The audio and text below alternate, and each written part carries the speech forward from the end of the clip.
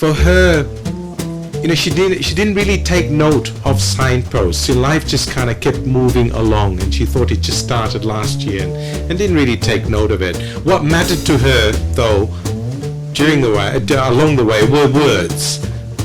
Please come join us. So I'm Robyn, and when Clement asked me what I did, I said I make stuff up, and I do. I make stuff up in my job. I make stuff up in my spare time. I make a lot of stuff up. You can't get in my house at the moment.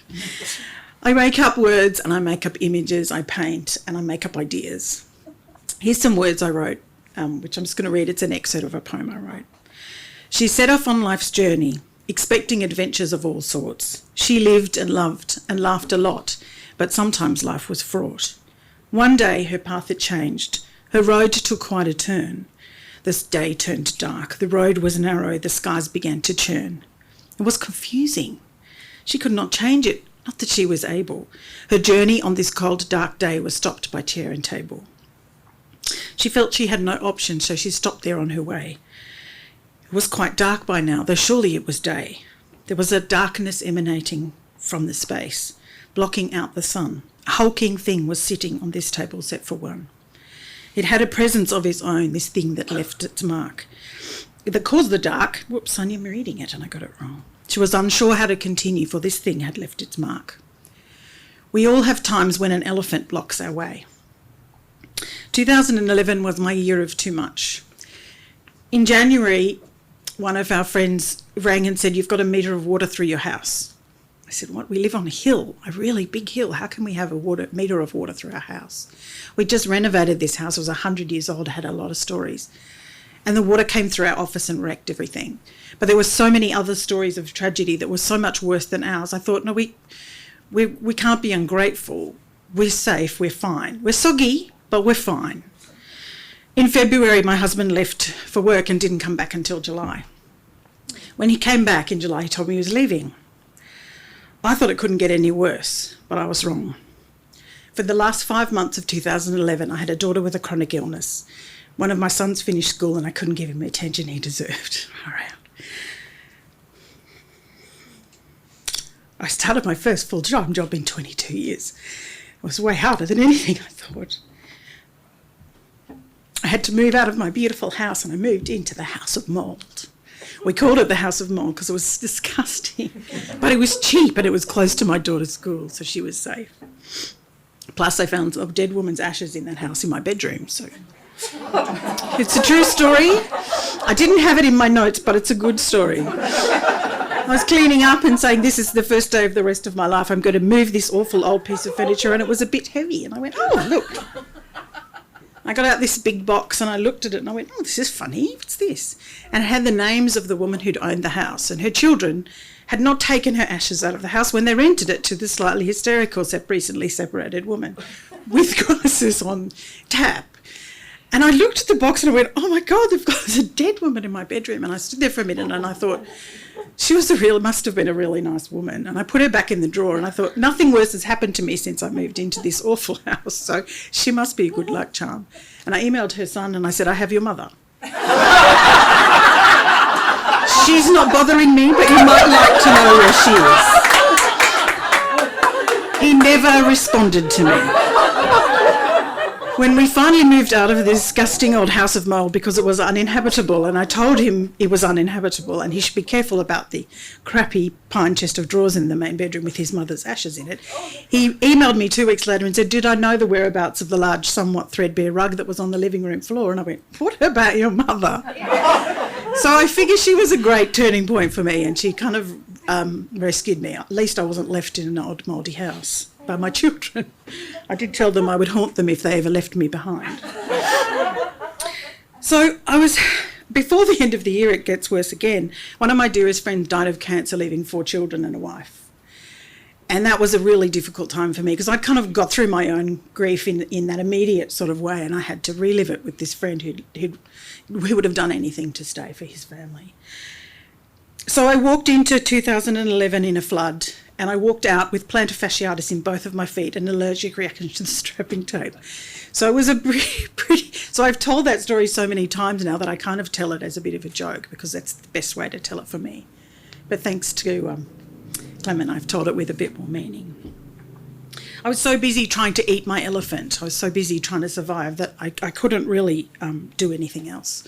But my kids gave me purpose, and I thought, well, I have them to look after, I'll be fine. And then they all left.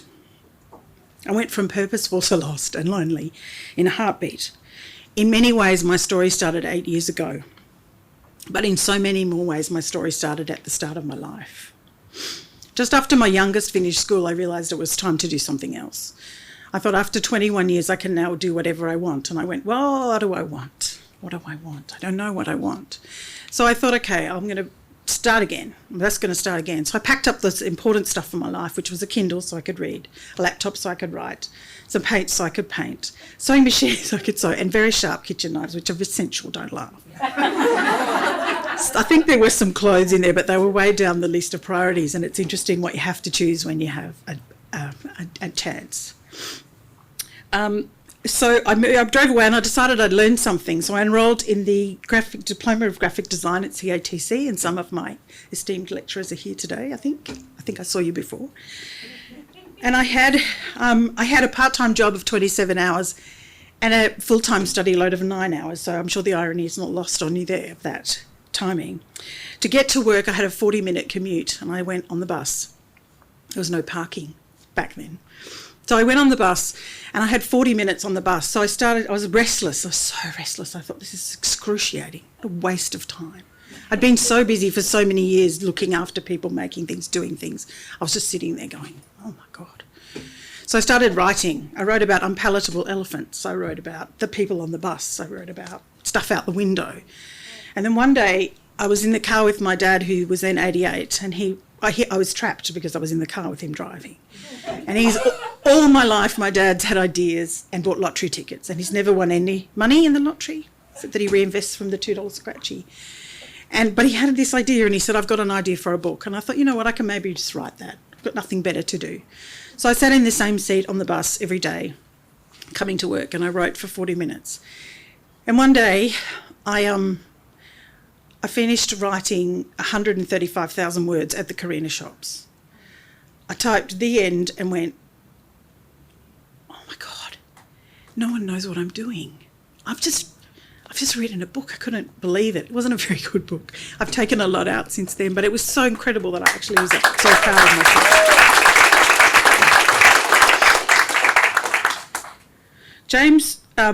James is my character in my book.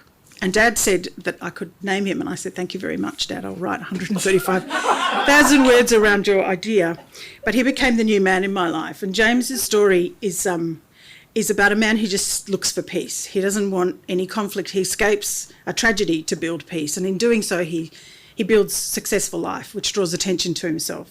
I wrote about the antagonist, who's an old IRA guy, who decides he's going to wreak havoc on this successful situation that James has built for himself, and his self-serving nephew. And while I was doing all of those things, I went to Belfast to research the IRA.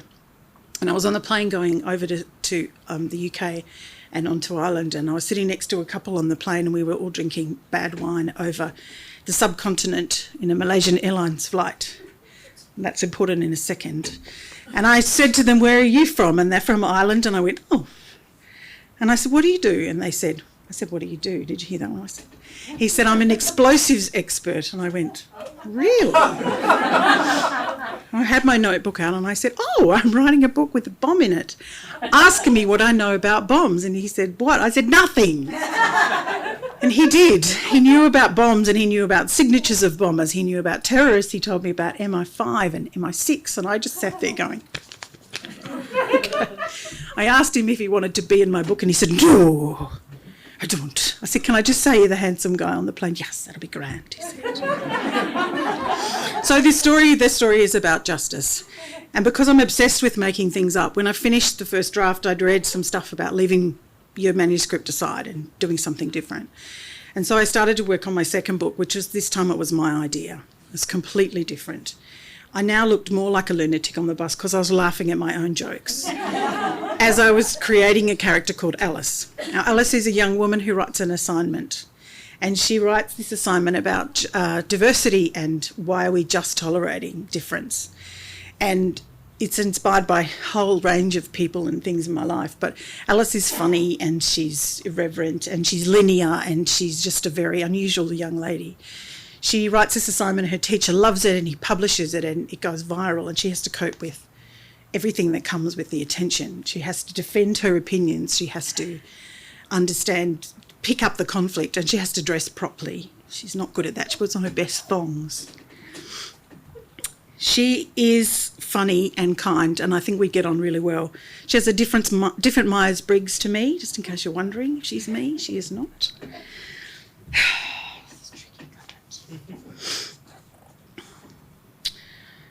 Now I know that my life didn't just start 8 years ago. I know that I'm the sum of we're all the sum of our parts. I've worked in over 30 jobs in over 10 industries. So what I understand now, what I appreciate now, is that our students are going to expect to work over multiple careers in their lives. And what I feel grateful for is that I actually get it now. I understand that working across different spheres means we learn stuff about what makes people happy and how we can connect with the people we look after. And so I just encourage us all to support our students and let them embrace all the opportunities that come their way. And I probably should have thrown these away because it's nothing like you coached me. Even though I hate to relive that time in my life, and eating that elephant was so awful, the cliches are true, including the one about one bite at a time. And I didn't have this in there either, but if you ever give a cliche to a morning woman, just be careful, she might step on your foot or punch you in the nose. In many ways, my story did start 8 years ago in the House of Mould, but in many, many ways it just keeps on starting and it just keeps on adding to the whole lot. So thank you.